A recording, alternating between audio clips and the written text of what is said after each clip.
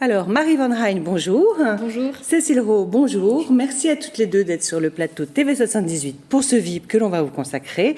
Vous êtes ici en tant que vous êtes artiste, vous êtes musicienne et enseignante, clavecin, tel est votre instrument. Tout à fait. Et vous, Cécile Rowe, vous êtes responsable de l'action culturelle du CMBV. Le CMBV qui est le Centre de musique baroque de Versailles. Très bien.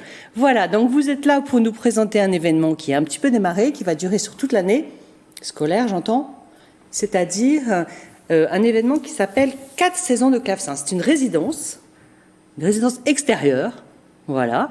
Et puis on va y revenir. Déjà, j'aimerais, moi, qu'on fasse mieux connaissance avec vous, Marie. J'ai lu qu'à 7 ans, à Calais, donc vous êtes de Calais, hein, vous aviez commencé le clavecin, c'est ça ? Oui, effectivement, j'ai commencé toute jeune cet instrument.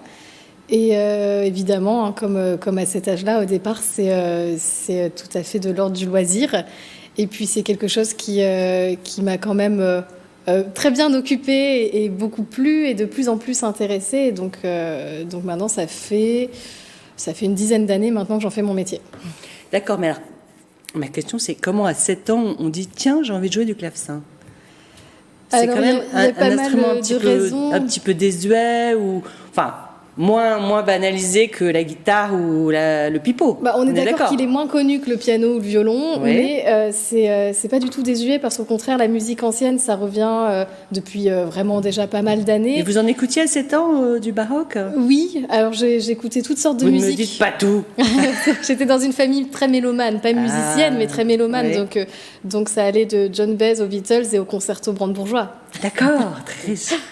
D'accord. Et vous, petite, vous vous êtes dit, tiens, le clavecin m'attire. Oui, en fait, je voulais faire du piano, comme beaucoup, hein, c'est moins original, mais il fallait attendre plusieurs années. Il y avait une liste d'attente parce qu'il y a beaucoup de demandes, souvent dans tous les conservatoires pour faire du piano.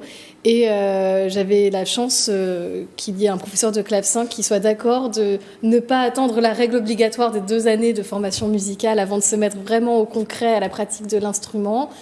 Et puis, du coup, quand on m'a dit ensuite qu'il y avait une place en piano, j'ai pas souhaité retourner. Vous êtes resté fidèle. Voilà, parce que le professeur, quand on est tout jeune, à ces âges-là, ça compte énormément. Je m'entendais très très bien avec elle, et donc il n'y avait pas de raison de changer. Et puis, même avant ça, grâce à la pratique de la flûte à bec de ma mère, j'avais eu l'occasion de voir à quoi ressemblait un clavecin. Donc à 7 ans, quand on m'a dit, bon, tu peux pas faire du piano, mais tu peux être inscrite dans la classe de clavecin, au moins je savais comment sonnait un clavecin, je voyais quel instrument c'était, donc c'était pas non plus tout à fait une découverte. D'accord, et vous donc vous êtes prise d'affection, d'intérêt, d'amour, de passion pour cet instrument. Et ce répertoire.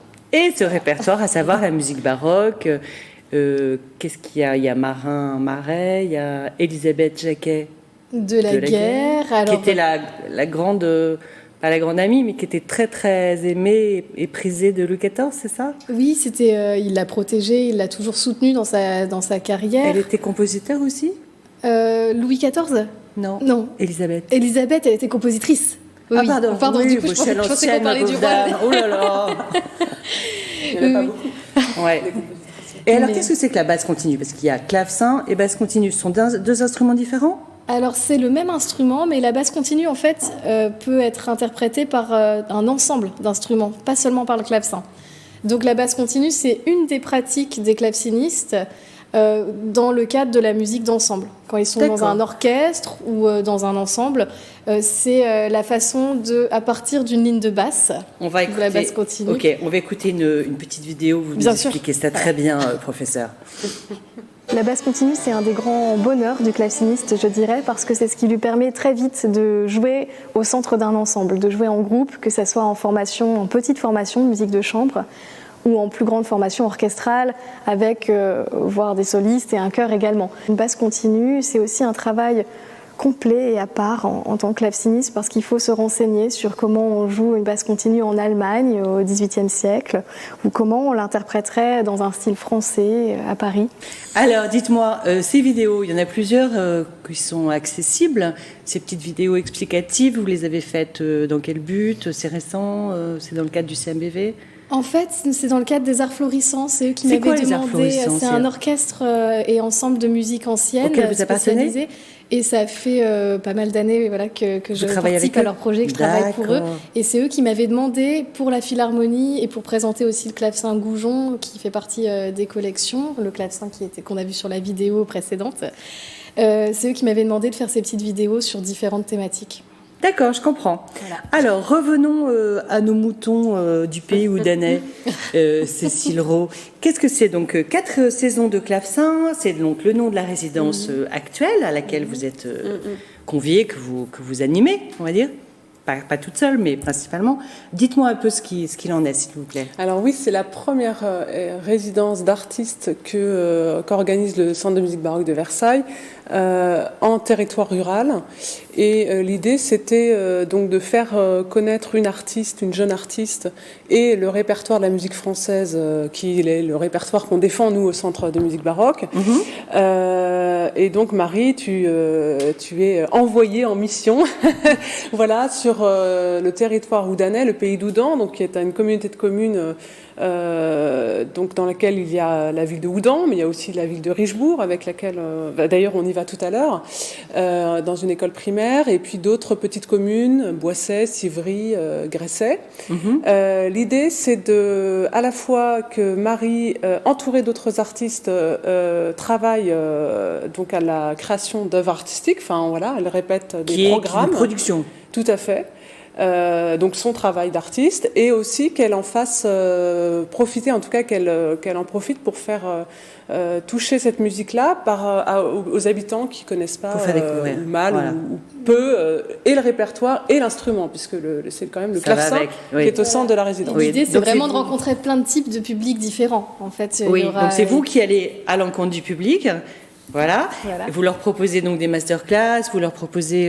Alors des masterclass, pas tout de suite, parce qu'il faut déjà avoir fait à peu près 10 ans de musique pour se lancer dans les masterclass, ne vous inquiétez pas. Je n'ai jamais très mieux su Mais en tout cas, effectivement, avec Cécile, on travaille sur des actions culturelles qui sont très variées. Et concrètes.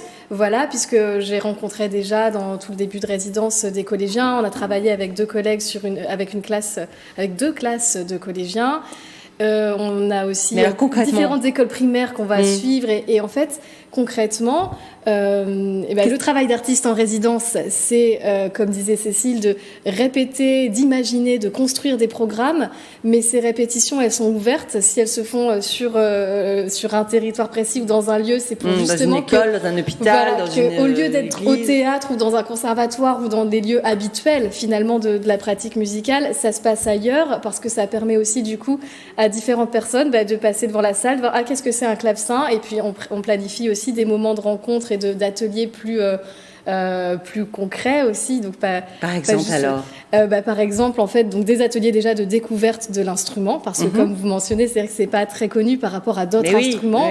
Ça l'est de plus en plus, mais ça l'est pas encore partout. Et puis aussi des ateliers qui leur permettent aussi de découvrir vraiment le répertoire défendu par le Centre de musique baroque de Versailles, c'est-à-dire le répertoire français, qui est vraiment un patrimoine pour la France, je trouve, avec tous les grands compositeurs qu'on a eus. Et, à pas confondre avec le répertoire italien, par exemple. Par exemple, ou avec le répertoire germanique. Oui, tout à fait. Il y a vraiment une école de clavecin de musiciens français. Tout à fait. Il y a une grande école française du XVIIe siècle. Et puis, on ouvre sur le XVIIIe siècle, mais de toute cette période, qui est la grande période du clavecin, donc des XVIIe et XVIIIe siècles. Et comment réagissent les enfants des collèges ou même plus jeunes devant ce clavecin? Est-ce que c'est un peu fragile par rapport à un piano, ou est-ce que fragile, oui et non. C'est bon, ça se désaccorde vite. Mais en tout cas, ils sont. Alors, je pense que les jeunes, c'est toujours un instrument qui attire. Le clavier, c'est quelque chose qui a un abord qui peut être immédiat, qui est très agréable pour des tout jeunes. Et puis au clavecin, c'est que dès qu'on leur présente en montrant la mécanique, exactement comment le son est fabriqué, en démontant un peu l'instrument, exactement. Tout de suite, ils sont très intéressés. Dès que ça rentre tout de suite dans l'aspect, entre guillemets, bricolage, et de vraiment entrer dans la mécanique de l'instrument. Et c'est un angle d'approche pour ensuite parler des musiques qui peuvent être jouées sur cet instrument, qui ne sont pas que des musiques anciennes, parce qu'on parlait beaucoup des 17e et 18e. Mais justement, dans le projet qu'on fait avec les collégiens, le but, c'est de croiser avec les musiques actuelles. Et on a pour ça, il y a une ingénieure du son que j'ai invitée à rejoindre le projet. Excusez-moi, je vous coupe juste. Votre résidence, elle est faite, vous êtes entouré d'autres artistes par moment, pour des créations précises. C'est ça, Cécile. Le but, quand le CMBV m'a appelé pour proposer ce projet, il voulait centrer autour du clavecin, parce que c'est quand même un instrument très représentatif de cette période, et qui a le grand avantage de pouvoir se suffire vraiment à lui-même en solo. Il y a plusieurs dates prévues également de concerts pour solo. Le répertoire seul.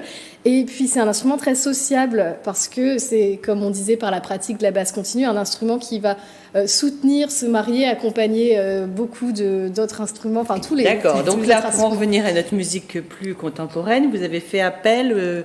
Avant que je ne vous coupe la parole, vous alliez dire à un autre artiste pour les collégiens, c'était... Oui, une ingénieure du son et créatrice sonore. Elle est professeure de MAO, musique assistée par ordinateur. MAO et clavecin. Voilà, et donc le but c'est qu'on ajoute, voilà, on sonorise l'instrument, on ajoute des micros et on va lui rajouter des effets qu'on cherche et sur lesquels on travaille ensemble, des effets sonores qui permettent de croiser à partir du répertoire du 17e, de faire le pont aussi, d'aller vers les musiques actuelles. Donc vous créez des ponts entre des publics qui ne connaissent pas, des publics qui ont envie de créer avec vous.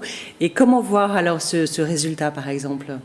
Eh bien, il y a plusieurs dates de concerts où à la fois les jeunes qui auront participé aux ateliers et les moins jeunes, puisqu'il y a aussi le public. Oui, ça va jusqu'aux personnes âgées, hospitalisées, tout ça. Ils vont être invités au concert. Et puis ces concerts, bien sûr, ce ne sera pas seulement pour les personnes ayant assisté aux actions culturelles et ateliers, mais comme on disait tout à l'heure, aussi pour tous les habitants du pays ou d'Anna. Et qui veulent s'intéresser à ces différentes musiques et venir découvrir des projets. En tout cas, c'est vraiment pour tout public. Vous adorez, vous, ça, le contact avec les élèves et les jeunes, pas les clients, les publics. Je pense que c'est vraiment important dans le métier d'artiste, c'est justement de partager. Quand on fait de la musique, a priori, on la fait pas pour soi tout seul, en fait. Non, c'est ce que je vois. Merci beaucoup, Marie, alors de nous faire participer à toutes vos belles créations. Cécile, on a oublié des choses ou tout va bien ? Je crois pas. D'accord. Si on veut connaître le programme, tout à fait. Alors il y aura, comme il y a plusieurs concerts en perspective, c'est riche, d'ici au mois de juin. Je vous invite à aller consulter 4 saisons de clavecin. Donc il faut taper 4 saisons avec saison au pluriel de clavecin, et puis vous aurez toutes les dates. Voilà. Et bien voilà, il n'y a plus qu'à. Merci. Et c'est gratuit, sans réservation. Et tout est gratuit sans réservation. Tout à fait. Génial. Marie-Cécile, un grand merci. Merci. Merci à vous. Et à très bientôt. À bientôt. Merci beaucoup d'être venue. Merci.